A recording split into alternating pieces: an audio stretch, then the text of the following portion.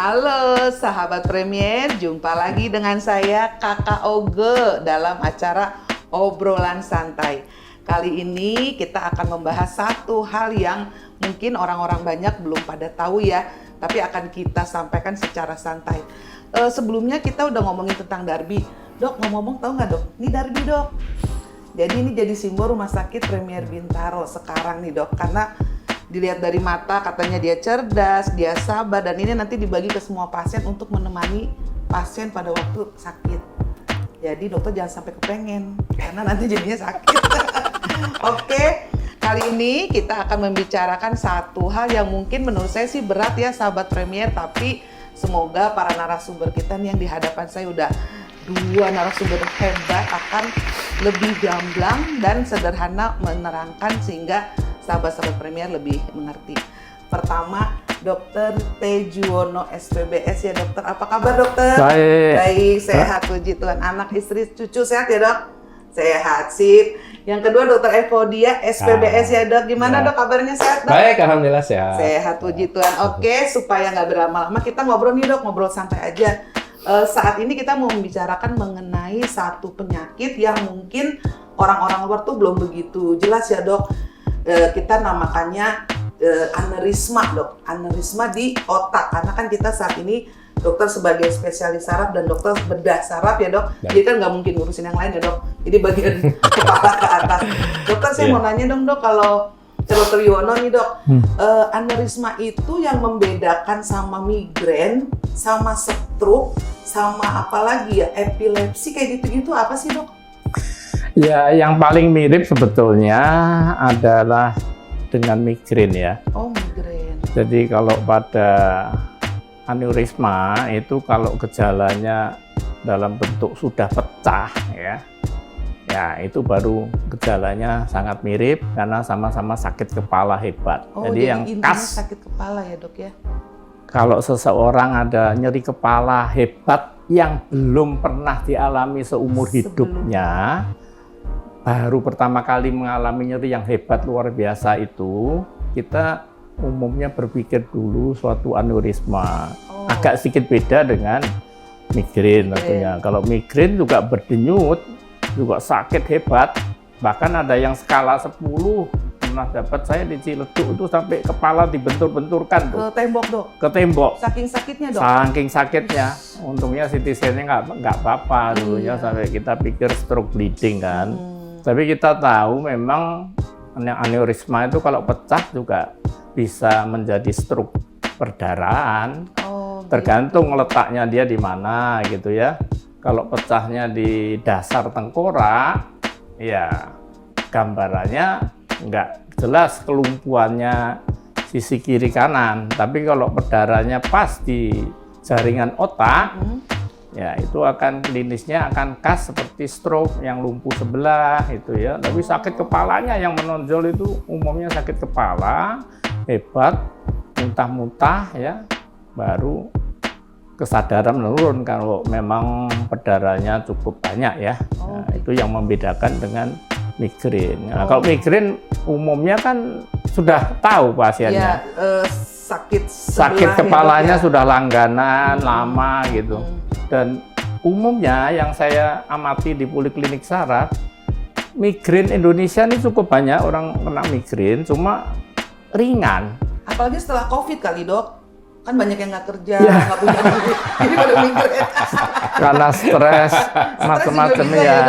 Jadi migrain sebetulnya di Indonesia cukup banyak, cuma rata-rata dengan Panadol sudah bisa teratasi. Baru kalau nggak teratasi umumnya datang ke neurologis gitu. Oke, jadi sebenarnya gejalanya tuh sama pusing, cuma nanti yang membedakan setelahnya gitu atau sesuai dengan berjalannya waktu gitu kali ya dok ya? Gampangnya kalau sudah pernah merasakan sakit sebelumnya, ya walaupun ada juga ya golongan aneurisma yang gede, yang besar, yang belum pecah tapi saking besarnya dia memberi keluhan berdenyut ada. Ini ada satu pasien yang lagi saya rawat ini yang berdenyut sebelah kanan, kemudian historinya saya lihat, waduh, pecah sebelah kanan cukup gede nih.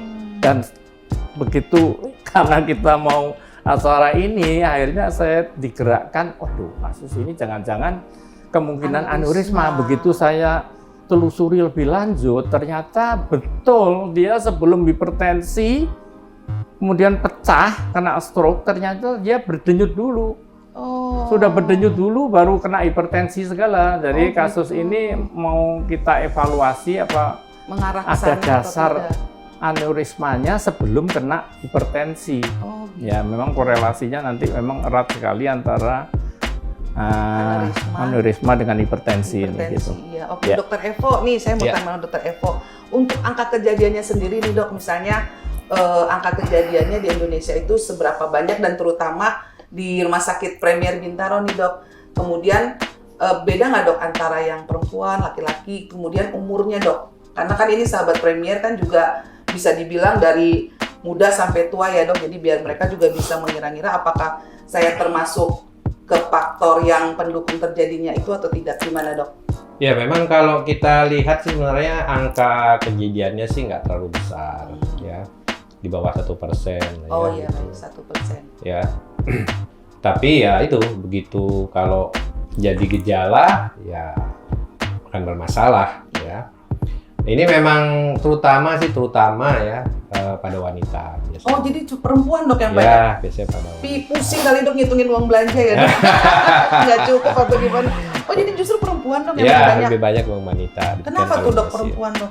Ya mungkin itu hanya faktor ininya aja ya. Hormon bisa nggak dok? Bisa. Hormon. Memang ada yang mengaitkannya juga dengan masa menopause.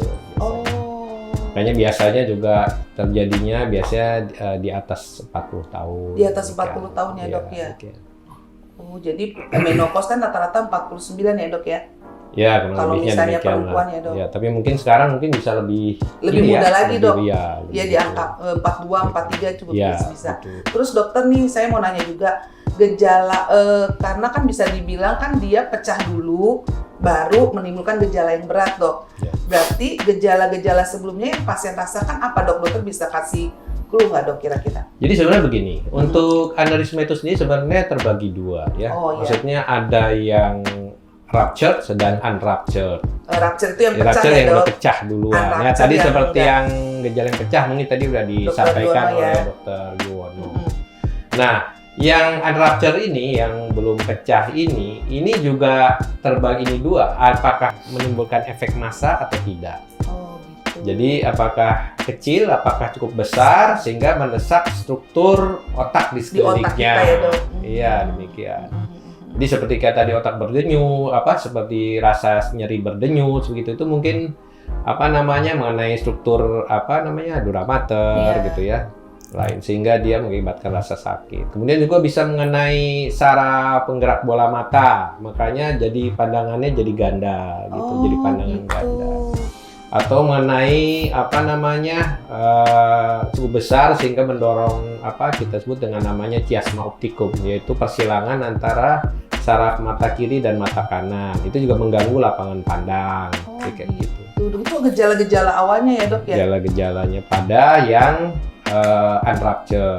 Kalau yang kecil ya mungkin nggak terdeteksi kecuali pada saat dilakukannya suatu pemeriksaan yang nggak sengaja ketemu. Betul, iya. Gitu, Terus itu dok tadi yang penunjangnya untuk terjadi aneurisma itu dok apa dok? Ya, ini karena ini memang kita bisa lihat tergantung gimana besar kecilnya ya. Kalau yang kecil sih mungkin agak sulit ya, membutuhkan yang kita namanya CT angio atau MRI angio gitu ya. Tapi mungkin untuk yang cukup besar itu akan terlihat di CT scan biasa maupun di MRI biasa. Tapi ya tentu untuk golden standarnya untuk pemeriksaannya ya kita lakukan cerebral angiografi. Ya, cerebral angiografi, ya, cerebral DSA gitu ke tempatnya ya dok ya. Ya kita lihat. Tapi dokter aneurisma itu sendiri sebenarnya benjolannya itu timbulnya dari mana tuh dokter? Maksudnya si benjolannya itu timbulnya dari pembuluh darah kah atau memang tiba-tiba ada benjolan di situ tuh dokter Evo? Jadi begini, itu kalau misalkan kita lihat dari struktur pembuluh darah otak ya, itu kan terdiri dari 3 lapisan. Iya. ada tunika intima yang paling dalam, ada tunika media yang di tengah, kemudian tunika adventitia yang paling di luar. Ya. Nah itu antara tunika intima yang dalam dengan tunika media itu ada membran internal situ ya. Nah itu membran internalnya cukup kuat ya. Sehingga bahkan dikatakan dia mampu menahan suatu tekanan sampai 600 mm air raksa. Oh tinggi juga dong dok. Tinggi katanya demikian. Nah tapi ya itu kemungkinan terjadi suatu hal yang menyebabkan adanya robekan, ada pelemahan dari struktur itu sehingga itu dia bikin benjol gitu ya dok. Sehingga kemudian dia membuat jadi gelembung lah sana gitu ya. Gelembung ini juga bisa berupa seperti kantong begitu atau seperti bentuk memanjang begitu karena cukup terjadi degenerasi ya, kerusakan yang cukup memanjang gitu, atau karena adanya suatu trauma, suatu jejas gitu karena terjadi kecelakaan atau apa sehingga merobek dinding dalam sebelah dalamnya itu. Ya itu ya, dok, ya. Gitu. Berarti sangat-sangat kompleks ya dok, misalnya bisa dari kecelakaan juga bisa, atau memang proses dari si pembuluh darah itu sendiri ya dok ya. Dan juga bisa dari hipertensi yang kronis. Gitu, ya. Nah dokter Yono nih, selain hipertensi dok, apalagi sih dok? Karena kan yang saya tahu banyak juga sahabat Premier atau mungkin saya sendiri pernah nih dok hipertensi, minum obatnya kadang mau kadang enggak, atau misalnya enggak teratur. Selain hipertensi sendiri, apa sih dok yang bisa menyebabkan aneurisma itu dok? Jadi secara garis besar sebetulnya aneurisme otak ini ada pembagiannya untuk mudahnya ya dibagi dua sebetulnya. Jadi secara herediter, keturunan ya dok? Ya herediter itu dalam arti ya munculnya karena faktor bawaan ya. Bawaan. Nah, ini yang mendasarinya banyak sekali daftar penyakit yang berkaitan yang terlalu rumit ya penyakitnya ya, sindroma yang kaitan dengan kromosom segala itu. Yang perlu diingat hanya dua untuk ini, yaitu polycystic kidney ya, jadi ginjal yang kistanya banyak ya. Pengalaman saya banyak pasien yang kalau di USG ginjalnya rata-rata banyak kan kista ditemukan di masyarakat kita. Cuma ini kista yang terlalu banyak sehingga disebut polycystic kidney ya. Jadi ginjal yang mempunyai kantong, tapi kantongnya nggak hanya satu, tapi banyak.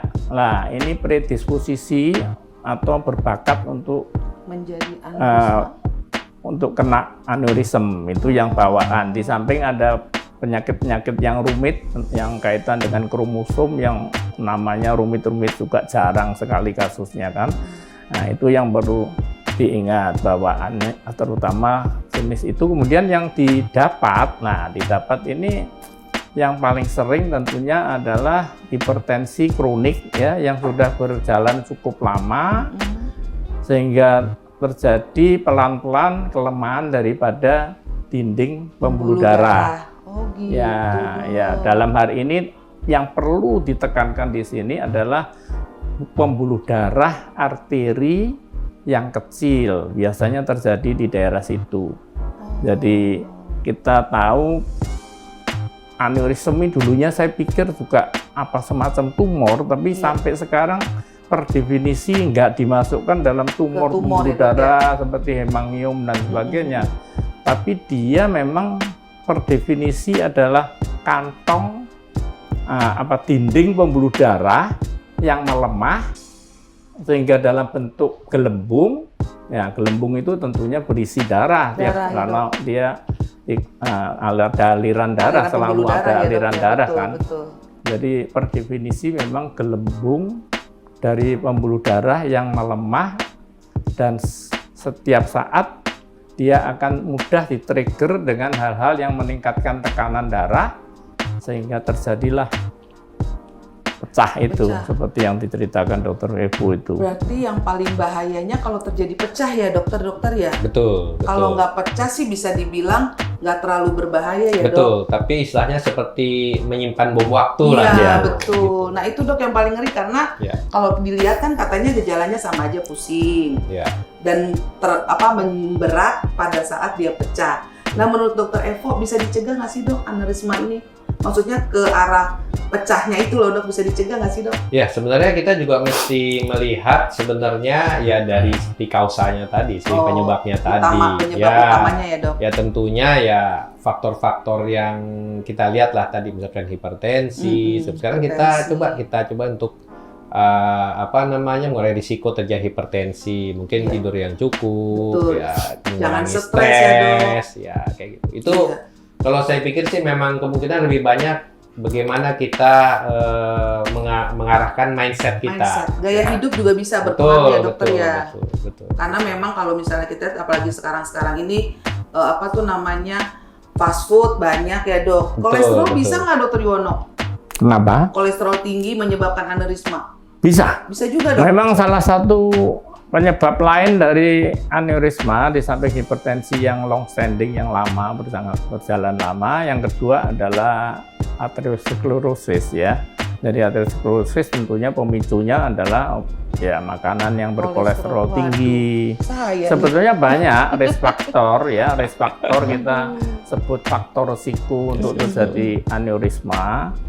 Ya tentunya pada peminum alkohol yang ekstrim ya, yang ekstrim, orang bule tentunya, orang kita rasanya enggak lah. Kalau itu dok bir kayak gitu-gitu atau tua kalau makanya Batak tuh itu juga sama dok. Alkohol tapi dalam arti dosis tinggi ya, mungkin ya orang tertentu di Indonesia ada, tapi secara mayoritas rasanya enggak karena ada harus ya, dok, ya, syaratnya harus peminum alkohol yang high ini ya. Yang persennya tinggi ya dok. Disebut yang dosis tinggi lah.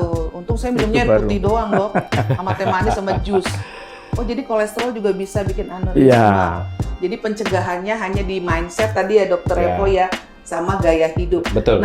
Misalnya nih dokter Evo, pasien datang sakit kepala, kemudian dia terjadi penurunan kesadaran. Itu biasanya yang dilakukan satu rumah sakit tuh apa sih dok untuk mendiagnosa dan memberikan tindakan dok?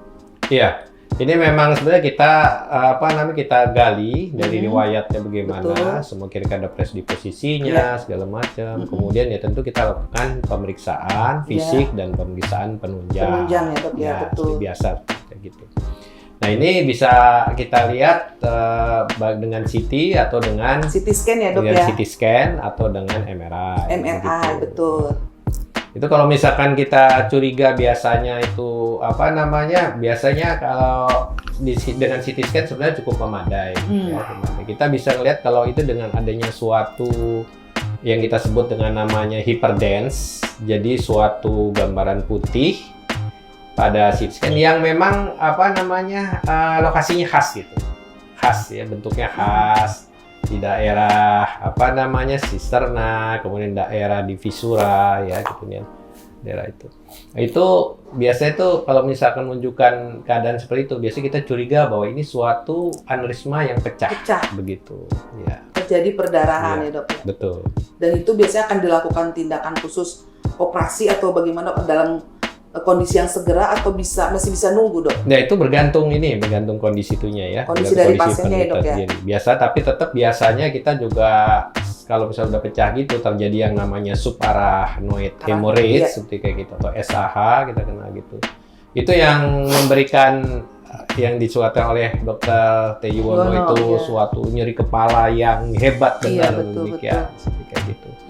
Itu kita juga berikan obat obat untuk anti vasospasme sebutnya yang kita namanya dengan imodipin gitu. Karena biar nggak tegang ya dok ya itu. Ya, karena kalau kita tidak berikan obat tersebut itu pembuluh darah otak juga akan spasme, akan menyempit sehingga akan terjadi iskemi. Jadi otak itu akan kekurangan suplai darah ya tentunya dengan oksigen, nutrisi segala macam jadi terjadi yang keadaan yang lebih berat lagi. Yang lebih parah lagi dari aneurismanya itu ya dok ya. Nah ini kemudian bisa kita lanjutkan dengan pemeriksaan lanjutan misalkan dengan cerebral DSA ya. Nah kalau misalkan itu kita bisa lihat misalkan ini untuk penata laksanaan dari aneurisma ini kita bisa dengan operatif atau dengan endovaskuler. Ya, endovaskuler. Oke. Jadi misalnya udah ada aneurismanya pun itu bisa pecah, bisa enggak ya Dokter Yuwono ya. Kemudian udah pecah pun dia memang harus dioperasi. Nah kalau yang nggak pecah nih gimana Dok penanganannya kalau dari sisi dokter nih Dok? Dari syaraf itu Ya sendiri. sebelum membahas tentang yang tidak pecah ya, saya ada kasus satu yang 4 hari yang lalu kebetulan masuk di UGD rumah sakit lain ya, bukan di Premier. Pasien ini sakit kepala, skalanya 7, kira-kira nggak hebat-hebat banget, tapi dia merasa cukup terganggu dan baru pertama kali nyeri yang seperti ini di bagian belakang, ya. Diperiksa semua normal semua, pasien oke, nggak kelihatan sakit hebat enggak. Tapi begitu saya lakukan uji pemeriksaan yang disebut meningeal irritation, itu jangan lupa setiap pasien dengan nyeri kepala hebat itu harus dikerjakan tanda rangsangan meningeal, itu ada apa enggak. Ini wanita masih muda, sekitar 40-an ya, nggak kelihatan kesakitan hebat banget, ini yang ringan, skala tapi 7 lumayan. Nah, begitu kita lakukan pemeriksaan meningeal irritation, kebetulan waktu itu ada grup mahasiswa 5 orang yang saya bimbing, yang saya ajak ke ruangan, saya demonstrasikan itu hari Seninnya ya, dari 2 hari yang lalu ya. Ternyata memang masih ada sampai saat itu meningeal irritation-nya. Jadi saya yakin betul kasus ini adalah subarachnoid bleeding. Dari klinis sudah khas nyeri kepala mendadak, meningeal irritation-nya sudah khas sekali ya. Sehingga begitu diberitahu hasil CT scan-nya pertama normal, saya sampai penasaran. Mau saya lumbal fungsi, karena memang di literatur kalau darah tidak terlihat pada CT scan dipastikan dengan lumbal puncture untuk melihat adakah darah di dalam itu. Dari hasil fungsi kita di daerah subarachnoid itu. Tapi untungnya begitu saya sudah melontarkan diagnosa pasti dengan lumbal puncture, suster ruangan ngasih tahu, dok, sorry ini informasinya ternyata ada perdarahan. Terus langsung kita masukkan aja CD-nya dalam komputer, kemudian kita lihat, aduh kecil banget, darahnya samar sekali. Jadi rupanya ada kesalahan dalam hal pemeriksaan dokter radiologi. Dokter radiologisnya melihat berdasarkan kiriman WA. Jadi atas dasar itu sehingga samar sama sekali, darahnya sangat minimal sekali. Nah, ini sebetulnya kalau saya cocokkan kasus yang saya ilustrasikan, kasus 4 hari yang lalu itu bukan yang unrupture seperti yang disebut dokter Budia, juga bukan yang rupture yang dalam arti yang pada umumnya, tapi betul. Dia ini tengah-tengahnya itu. Jadi masih bisa pecah, tidak pecah, merembes itu bahasa Indonesianya. Melingkit. Nah kalau kayak gitu apa Dok penata laksanaannya kalau buat yang rembes atau yang tidak pecah itu Dok? Tidak pecah, kita observasi. Sebetulnya saya maunya di ICU, tapi karena pasien ini BPJS ya sudah observasi di ruangan yang sewaktu-waktu kondisi menurun ya langsung harus dibawa ke ICU, berarti sudah mulai meluas itunya, darahnya makin membesar ya berdarahnya. Jadi Senin kelihatannya waktu 2 hari kemudian kita periksa sudah berkurang. Itu tanda rangsangan meningeal, klinis tetap aja masih ya cuma nyeri kepala tapi berkurang gitu aja. Jadi observasi ya Dok, maksudnya observasi apakah klinisnya terjadi perburukan atau tidak gitu ya Dok ya, sambil dikasih obat ya Dok ya. Ya, kemudian ada satu hal lagi ya yang saya ingat, lokasi daripada pembuluh darah otak yang sering kena aneurisma itu dikatakan di tempat pembuluh darah yang bercabang. Nah, kenapa di daerah pembuluh darah yang bercabang? Itu karena di daerah tersebut sering mengalami flow darah, tekanan-tekanan aliran darah yang berjalan bertahun-tahun, sehingga di titik-titik cabang pembuluh darah itulah sering terjadi aneurisma. Jadi karena flow tekanan berulang-ulang di daerah percabangan pembuluh darah, ya seperti mungkin ranting-ranting, dibayangkan pembuluh darah itu seperti ranting-rantingnya pohon, itu di daerah percabangan itu yang berisiko terbentuk aneurisme. Kalau itu faktor karena hipertensi yang berjalan lama segala itu ya. Tapi kalau bawaan tentunya nggak bisa pakai ini, lokasinya tentunya berbeda gitu. Kemudian yang menarik lagi, ternyata orang narkoba harus hati-hati.